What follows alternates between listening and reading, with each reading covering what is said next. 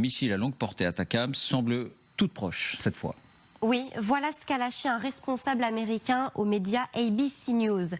Ils arrivent. Ils parlent effectivement des Atacams, ces missiles à longue portée que Kiev réclame depuis le début du conflit.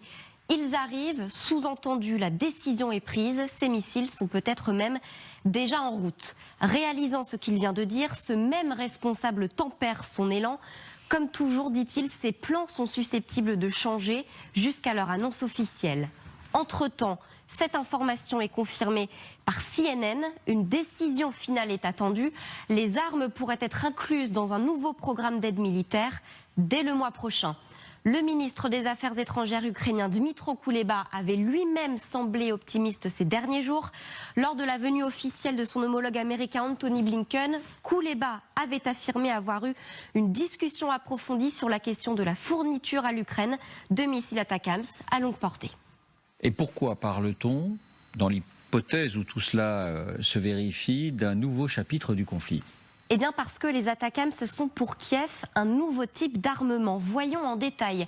Atacams pour Army Tactical Missile System, système de missiles tactiques à longue portée en français. Ils sont fabriqués par l'entreprise américaine Lockheed Martin, portée 300 km, vitesse 3700 km/h, 3 fois le mur du son, prix 1,5 million $ pour un seul missile, c'est un tiers plus cher que ses cousins, le Storm Shadow britannique et le Scalp français, dont les Ukrainiens disposent déjà de plusieurs exemplaires. Mais y a-t-il vraiment un avantage particulier à ce missile à longue portée américain par rapport au missile à longue portée britannique ou français ?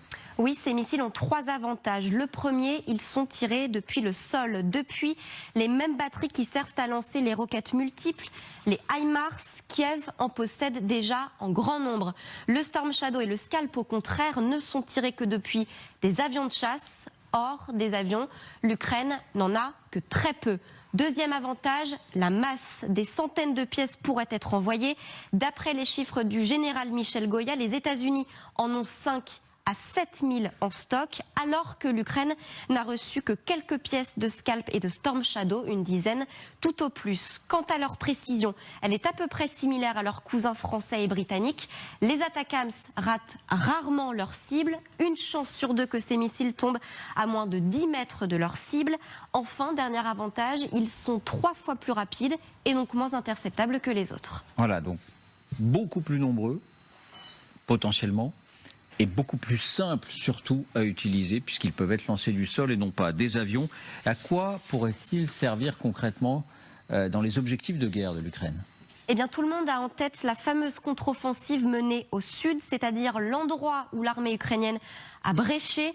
L'armée ukrainienne, vous allez le voir, se trouve ici, entre la ville de Robotyne et de Verbové. Et voilà jusqu'où s'étend le rayon d'action des missiles. Il suffirait de les installer ici, très en arrière du front, pour frapper cette ligne de chemin de fer qui longe l'oblast de Zaporijjia et cette autoroute M14 que vous allez voir apparaître. L'un comme l'autre, rappelons-le, sont essentiels pour le ravitaillement de Moscou à l'ouest. Leur destruction pour couper l'armée russe en deux, l'un des premiers objectifs de Kiev dans cette offensive. Écoutez le général Michel Goya.